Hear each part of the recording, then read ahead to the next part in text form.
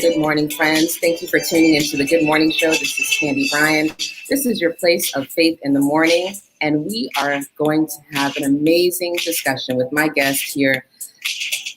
Randolph Tracy is Florida State Senator in the District 11, and he has taken time out of his morning to join me. But we're going to first take a listen to his podcast here. It's absolutely amazing. I already shared with him that I am hooked. So let's go ahead and take a listen here.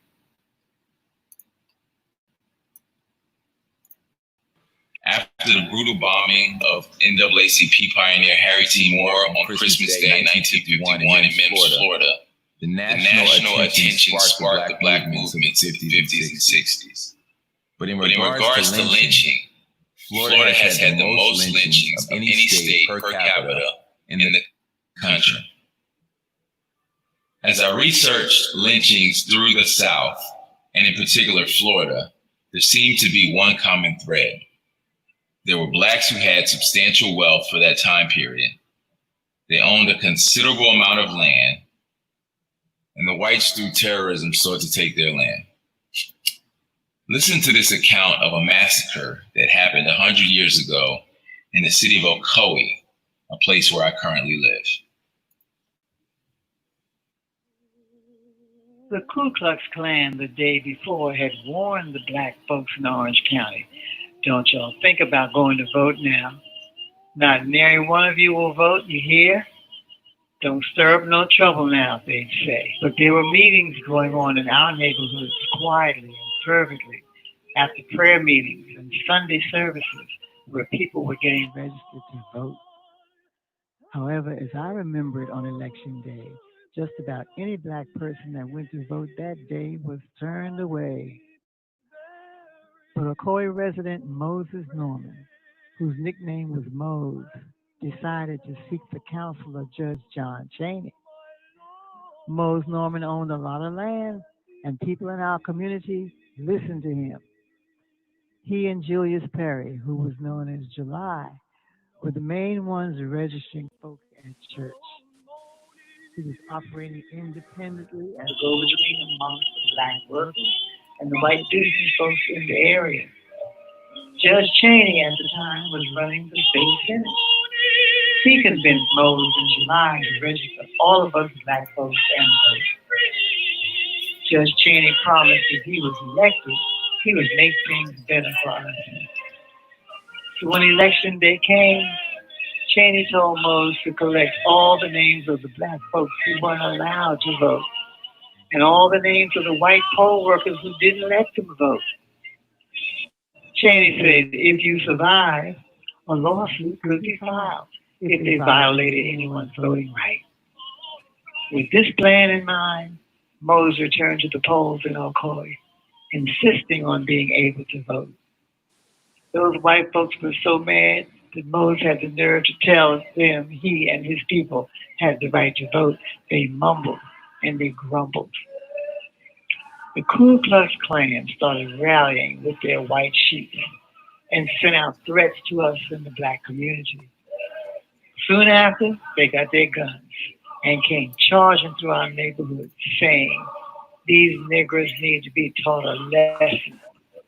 And before you knew it, They had an armed mob looking for Mose and Ocoee in our part of town. They were. Good morning, Senator Randolph Tracy. Everyone, please welcome him to the show. Good morning, sir. How are you today? I'm excellent. Good morning, Candy. Thank you for having me. Thank you so much for taking time out of your morning to spend time with us. And really, we are so grateful for you pushing for legislation. We're grateful for you being the leader and leading the charge. And we want to get behind you. We want to be educated. We want to understand the things that we need to do as everyday citizens. The Good Morning Show family is here to support any of our guests that come on the show. So first, we want to say congratulations on getting your legislation passed. I want you guys to put your comments in, your hand claps. It is truly a step in the right direction. And I wanted to stop there because I do want to hear what kind of emotions you were feeling as you were taking the first steps to get this process started. So we'll dive into more of the story behind the Ocoee Massacre and the legislation that Senator Tracy has been pushing for and achieved. So would you introduce yourself to the audience this morning, sir? Sure. Thank you, Candy. I am State Senator Randolph Tracy. I represent District 11, which encompasses West Orange County, Orlando, Winter Garden, Ocoee, Apopka, and I've been doing this now for 8 years. I represented parts of this district in the House, and then in 2016 I ran for the Senate seat, and I'm still in my first term. But it has been quite the journey, and I've been honored and humbled to represent this district, and so I'm happy to be here and happy to represent. We're happy you're here. We're happy that you have taken this seat and that you are doing all of the great work that you're doing in the community. So as I was putting some questions together, I thought, I know that the Good Morning Show family, we are considered a place of faith in the morning, encouragement, hope. We wanted to have a morning talk show. And I say we because I feel like everyone who's watching is a part of the show and making this show great. And so we want to know more about you. And I thought about all the questions that I would ask. And I think part of understanding how to get involved and change and becoming a part of the process is learning who our senators are, our congressmen are. And but first we want to know, how did you get started and where did this love for politics come from? Well, I think it came from my family. We're a family that we always talked about politics, current affairs. So I grew up in Philadelphia, and the first Black mayor in the city of Philadelphia went to our church, was the head of our deacon board. And so my mother was in his cabinet. We were always involved in politics and advocacy. And so I grew up around it. So even though I played sports and didn't really get to politics later in life, it was always around me. And so my first foray into getting involved was when my mother ran for a school board seat, probably over 20 years ago now. And she made me her campaign manager. Really didn't know much about what I was doing, but I just dived in and I loved it. And from there, I've been pretty active in the political scene here in Orange County. Just goes to show that what we do with our children when they're young, we plant those seeds, and those seeds, they sprout, they take root, and we're so grateful to your parents. Beautiful couple, by the way. You guys see here, they recently did an article or had an interview with the Orlando Sentinel, right? Yeah. I mean, my parents are trailblazers in their own right. My mother recently wrote a book about her experience integrating the public school system of Alachua County. It was a terrible experience, but she documents that in a book. And my dad was obviously a pastor here, or maybe not obvious to some people. He was the president of the NAACP here in Orange County for years. So they've definitely had an impact on me. So when you were ready to, I guess, really step out there from being just the campaign manager and walking in your parents' footsteps and in their shadow, so to speak, what made you finally say, yes, I'm going to run for this Senate seat?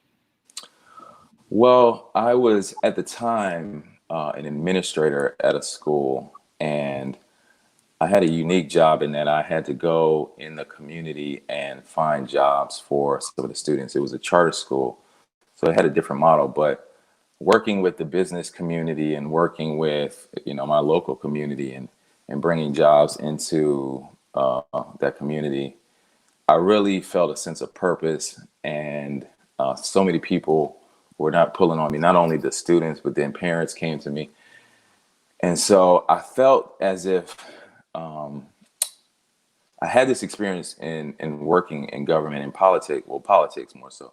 So I felt like if I ran for office, and by the way, there was an open seat right at the same time I was doing this work, and I just felt compelled to run, and I had all this campaign experience, and so I thought I could do more than just work with that small group of people, and I took that leap, and haven't really looked back ever since. But it it does take some courage. It was a lot of trepidation at first, and so I commend people. I talked to a candidate who has gotten out there to run for a county commission seat, and he asked for advice, and I just it reminds me of when I first took that step, and so I applaud people that want to serve the public good. And so do we. I mean, we I think as we're sitting here and I came across this story, and I came across it before I stumbled on your Facebook post about your legislation getting passed for the Ocoee massacre, and I want to jump into that piece right now because I feel like you were so passionate about this, and we're all grateful for it. And hopefully I read something in the post that said there would be a push for reparations as well. Yeah. But can you explain to everyone what the legislation actually means for the city of Ocoee or the people of Ocoee?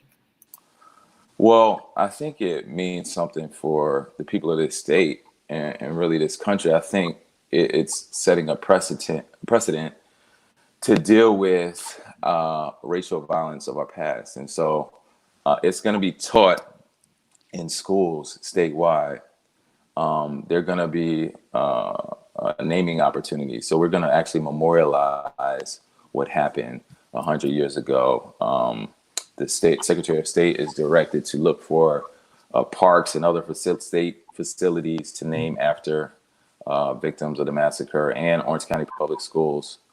So I think it does a lot, not just for the people of Ocoee, but for our state in general.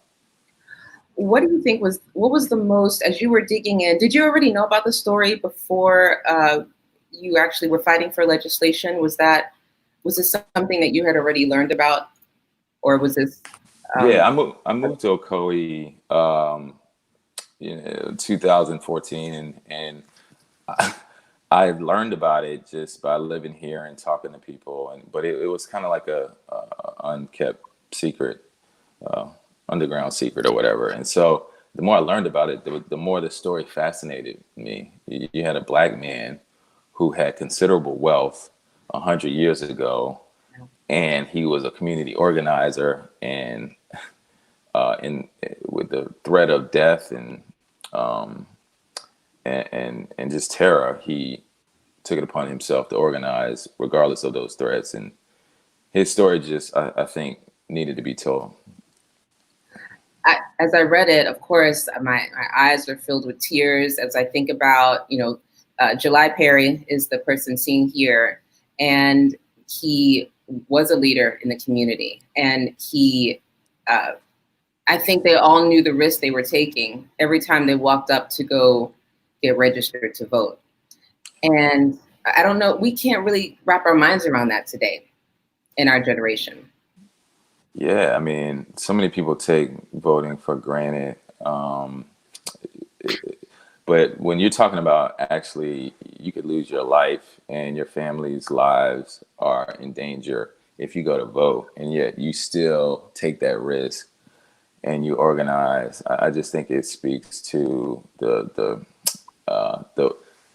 wanting the change so badly and the willingness to do whatever it takes. So I think it's so commendable to see folks like that, whose stories haven't even been told. I mean, again, this is the bloodiest day in American political history, happened right here in Central Florida. And not a whole lot of people know about it. They're starting to know about it. But so much history has happened right here in the state of Florida. Absolutely. Good morning, show family. I'd love for you to put your questions and comments on the screen for Senator Bracy to answer while we have him. Take advantage of this time because he's got a lot more work that he's doing. We'll talk about some of the future initiatives here shortly. So as we think about what is happening and how we're memorializing, we're teaching this in schools, something in the article about reparations for the descendants. How does that work and what will that look like? Well, I originally had $25 million for the descendants of the victims of the Ocoee Massacre. That was taken out, but it would be, the way I had it written, it would have been $150,000 per descendant. And that's how it would go. And it was a starting point to negotiate. I mean, I think when you look at the generational trauma, the land theft that was supported by government, right. I think the number is actually should be a lot more. But being in the legislature for some time now, I realize the realities of the amounts, and I started at $25 million. So I thought that would be appropriate to start the conversation. So that was taken out, but because the legislature and the lawmakers were educated on this and it passed unanimously, I think there's now an opportunity to reintroduce the reparations proposal. I think there needed to be some education first. And so we got past that hurdle. And so I plan to go back and ask for reparations.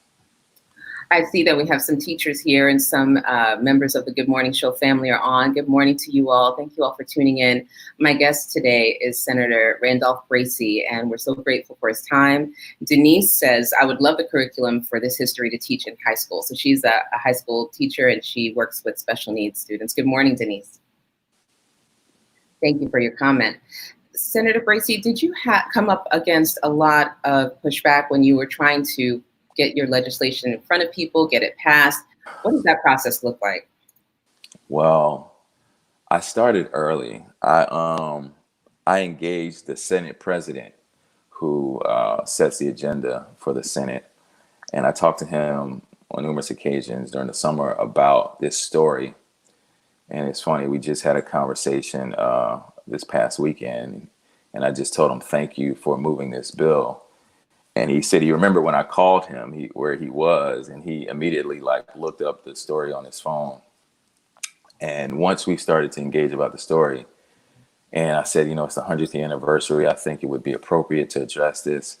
And he just got on board. I mean, he's a Republican from a different part of the state, but he partnered with me to push this legislation. And so with his backing, it moved through the Senate really quickly. The problem was it didn't move at all in the House. Mm-hmm. And so there had to be some negotiations in the last week of our legislative session to get the House to pass this bill, and we got it done. But it was quite a journey. But and the fact that the House never heard the bill, they heard a Holocaust education bill, but they didn't hear basically a Black history bill. It kind of just says something about how the process works in Tallahassee. But regardless of those obstacles, we still was able to move the bill. So, and even with that, there was some opposition in the House, but I got a House sponsor who was he was sponsoring the Holocaust bill, and we added it on to that bill. And so he pretty much took ownership of this bill once he learned about the July Perry story. And he, a Republican Jewish member, shut down any opposition. And so I say all that, I guess, to say it's important to get allies when you're trying to, move substantive legislation. So we have some folks that are tuned in here, and I know everyone is thinking some of the same things I have started thinking. How do we get involved? This morning, my guest is Senator Randolph Tracy, and I would love for all of you to do a couple things as you're watching this broadcast this morning. This is the Good Morning Show. Some of you are new and tuning in. Thank you so much for tuning in. I would love for you to hit the share button. So we're going to take a quick pause for the pause and ask everyone to share this. The goal of the show is it's great that we're live, but it's even more important that people go out and watch the replay, learn about the Ocoee Massacre, learn about the legislation, get behind our community leaders that are fighting for change. And so I want everyone to go out, hit the share button, add someone in the comments. You can tag someone in the comments, tag a friend and tell them, hey, you've got to watch this to learn about what's happening. So Angeline says some of us are living in Ocoee or don't live in Ocoee, but we want to do our part. Apart from voting, how can we help make a difference? I'll turn that question over to you, Senator. Thank you. One, I would just say if they could follow me at Randolph Tracy. If you do live in Central Florida, we have a lot of people that just volunteer with many of the different initiatives that we're doing. We have a number of legislative proposals that we need support with, but we also need just volunteers as we serve food to the community and different things. I've always encouraged people to consider coming to Tallahassee when we have important legislation being presented in committee. And if it's a sacrifice, but it does make a difference. I would just say, just stay in contact with our office because we're constantly just communicating about what we're doing and how you can help. So I would just encourage you to follow me at Randolph Tracy, all platforms, Instagram, Facebook, Twitter, and just stay tuned.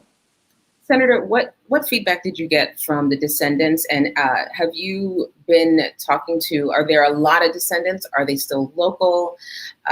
And part of the story, for those of you who are just tuning in, we're talking about the Ocoee Massacre. It occurred in 1920, where a whole township of Black residents were run out. They were murdered. There were over 50. When the article I read, it said 50 to 60 deaths, but we know that it could easily be more than that. Their houses were burned. They were lynched. They were killed, and it's one of the bloodiest massacres in U.S. political history. That is what we are talking about today, and that is why we're so grateful that Senator Tracy has gotten behind this legislation, created this legislation. And what are the descendants saying? Are they coming out to be vocal? Yeah, I have a meeting tomorrow with the great grandson of July Perry, and he's very grateful that someone is trying to bring light to this story. Him and many others have tried and have, talked about this story. You've seen documentaries over the years.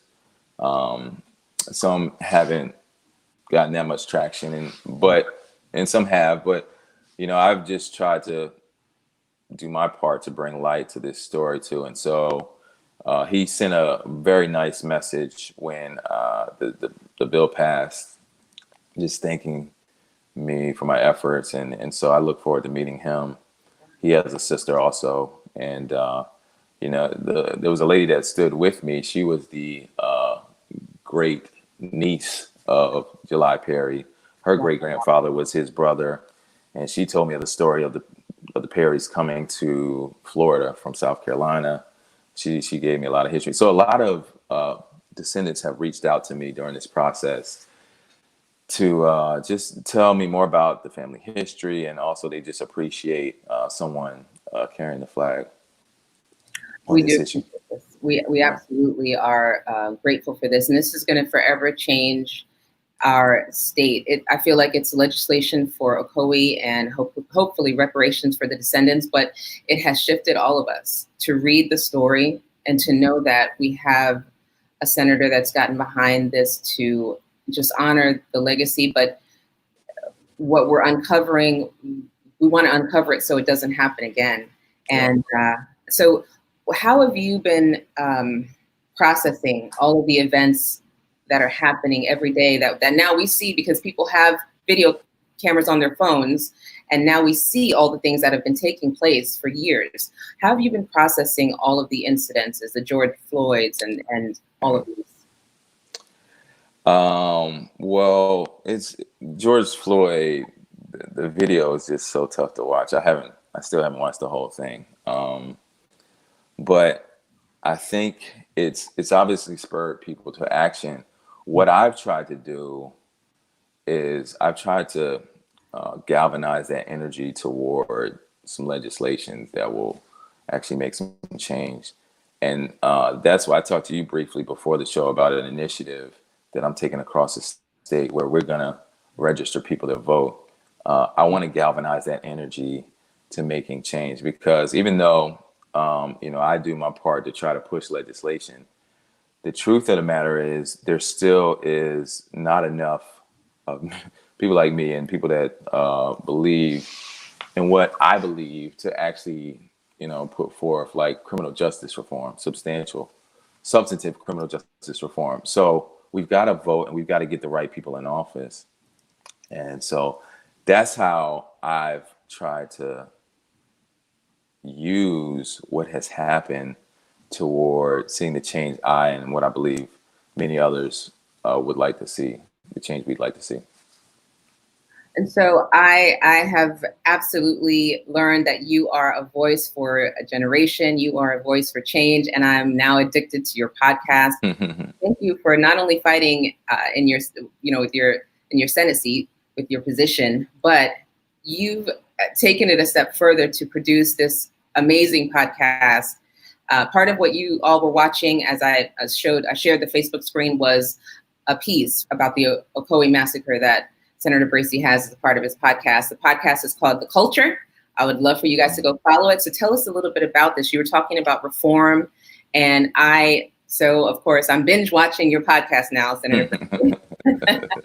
And I stumbled on the next one, and it was about this, and I want to get it right. The felony murder rule. Yep. Would you please, I'm going to get really, I know we're all going to get fired up when we hear the background to this rule that we cannot believe is real. Would you kind of go into it a little bit, what this is about? Well, the felony murder rule, pretty simple. It's pretty simply, if you and a person are committing a felony, if someone dies during the commission of that felony, the other person could be charged with murder. And we have so many people in our criminal justice system that are doing life sentences for a murder they never committed. You had a situation that a guy named Adnan Khan talked about, where there was two people going to commit a felony. One person decided to run away. The cops killed the other person, but the guy that ran away was charged with the murder that the police did. And he's got life in prison. I mean, you've got so many stories of people that have a murder charge that never committed murder. And so there's so many inconsistencies in our criminal justice system. That's really a very brief summation of the felony murder rule. But I would encourage people to just go on my podcast, or it's also on my Instagram, and just check it out to kind of dig a little bit deeper. But that's the crux of it. This gentleman was very interesting. How did you meet? Is this Adnan? Yeah, Adnan. He's an activist, and he's been out and about, going around the country talking about this. Once he helped to get the felony murder rule amended in the state of California, and he was released. So the original charge he got, intent to rob, was worth like a 3-year sentence, but he got life because he was charged with murder. So once they amended the felony murder rule, he had already done 16 years and he was released. So something that's worth 3 years and you can do a lifetime of prison time, it just isn't fair, and it needs to be changed. And so ever since doing this podcast, filing this legislation, I've received correspondence from people all over the state, more than any other piece of legislation I've filed, where Yeah. people are like, my brother, my son is Yeah. in prison because of this rule. They have not committed murder, but they got a life sentence. And so it's really emboldened me to keep going. And that's why I even did the podcast, to just bring more awareness about it. Yeah, I am with you all who are watching. I'm seeing comments. That's awful. I mean, words, you don't even have words to say. When I heard the beginning of the podcast starts out with Adnan saying that he did 16 years, but he did not murder anyone. And so that hooked me right away. And I was thinking, no. I mean, we know of people being falsely accused and doing jail time, but when the judge and jury know that you have not committed a murder, it's just insane. But this podcast is so well done. Great job, Senator Bracy. Congratulations on this as well. I want to add that you guys can check out the Culture Podcast if you follow Senator Bracy on Instagram, at Randolph Bracy on Instagram. And thank you for being so current and so connected in social media. Was that intentional? Did you know that you were going to be on Instagram, start a podcast, or just fall into it? No, I think it just happened out of necessity, to be honest. I never was social media savvy, but as things change, and I really wanted to continue to communicate with people, especially a younger generation too, about like what I'm seeing in the fight I'm experiencing in the legislature. I think people need to know, and that's why I'm so encouraged by the protest. And I really have been focused on connecting with that movement and the younger people who want to see change, but also try to direct them to like what's actually happening, some of the unjust laws that are on the books, and the real change happens when we change our laws. And so it's just me trying to stay current. And we love the fact that you're there. We can easily reach you. And I do have to tell our Good Morning Show family that I reached out to your office, and Senator Bracy not only got right back to me, but right back with a yes. And so on behalf of the Good Morning Show family, we want to thank you sincerely for saying yes to this interview. I shared with him I was a little intimidated. This is my first interview with a politician. Stop it. Live. But we have had Monique Worrell, candidate for state attorney, on. We've also interviewed Aramis Ayala as well. And I think we have amazing leadership in our state. So thank you, sir. So Thank you. To wrap up our conversation, we touched on the I don't want to say just millennials, but the younger generation getting out there, marching, getting involved in voting. Can you talk to everyone listening about the importance of getting registered, any important dates we need to know, or initiatives that we can get behind? Well, listen, we aren't going to see the change we want to see until we use our vote. And so I encourage everyone to register to vote. There are a link. If you go to Division of Elections, Florida Division of Elections, there's a link where you can just share the link and people can register online. It takes 5 minutes. I believe, I don't know the deadline for our August primary, but I know it's coming up sometime in mid-July. I would say around July 16th. That election is super important because you mentioned Monique Worrell. There are important elections that will really be decided in the primary, and everyone needs to be involved in that. Our state attorney has so much power in how they decide which charges to pursue. And so everyone needs to be registered for that. And so I just would encourage everyone to register. It's crucial. Obviously, we've got the presidential election, but there's so many other elections on the ballot this year, this November, that will be just extremely important. I can't stress enough how important I think they are. So yeah, I think it's vitally important.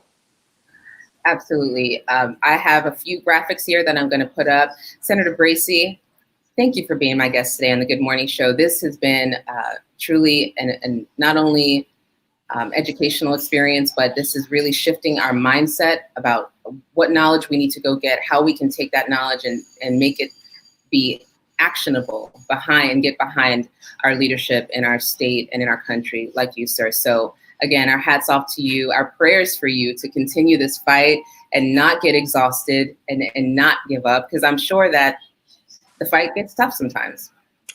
Yeah, it does. But thank you so much for having me. I really enjoyed this conversation, Candy, and keep doing what you're doing. I think this is an awesome show, and I like what you're doing. So thank you for your prayers and for your community watching, and just stay tuned because we're going to keep the fight going. The show has been endorsed by Senator Tracy. Absolutely. Thank you. So, Senator Tracy, we're going to ask you to wait right backstage, and I will be right with you in just a second. But I do want to share a few things, and this is really amazing. We have a virtual voter registration education drive, and I'm going to put up that graphic. But also, I heard from Vanessa Eccles this past week, Senator Tracy here at Channel 9, and she did a piece on her podcast a year ago in July about the Ocoee Massacre and July Perry. So I'm going to share that with the audience. Thank you again, sir. Don't go anywhere. I will be right with you. Senator Brace is going to wait backstage, but I do want to let you all know about some very important upcoming events. So I want to thank Rebecca Lang for hosting a Register Your Voice. I love this concept. She is doing a virtual voter registration drive, and really it's educational. There'll be some entertainment to go along with it, but she wants to educate, I'd say, younger people and anyone that's on Facebook. It'll be on Facebook Live, July 11th. I believe the deadline for registering to vote is July 18th. So it's so important for you guys to get out, tune in to this live broadcast. I will be directing it. And thank you for Rebecca for pulling me in and tapping on my shoulder and saying, hey, I'd love for you to produce and help direct this drive. She had a vision for it to be like a telethon. And I said, you can do anything on streaming nowadays. I'm your girl. I'd love to help you. So again, check this out. Rebecca Lang, go visit her Facebook page and get signed up on her events tab, as well as go check out my sweet friend, my dear friend, Vanessa Eccles, Colorblind, Race Across Generations. And she did a podcast piece on the legacy of lynching and talked about the Ocoee Massacre as well. And finally, you all know I'm hooked. I'm binge listening, binge watching to The Culture with Senator Randolph Tracy. I hope that you all have thoroughly enjoyed our time with Senator Tracy. Again, big thank you to him. And I would love for everyone to go out today. Make sure that you subscribe. I would love for you to connect to the Good Morning Show family and our community. Subscribe at candybryan.com and send me an email. You can go right to the page. Send me an email if you have story ideas, if there are things that you want to see talked about on the show, or if you want to be a guest on the show, please go to my website and subscribe. candybryan.com. Until next time, I want to thank each and every one of you. Please hit share before you leave the broadcast today. And again, we have to get behind our leadership in this country to push forth legislation, much like what Senator Tracy has been doing already. They need our support. Let's get educated, everyone. Thank you so much for tuning into the Good Morning Show with Candy Bryan. It's your place of faith in the morning.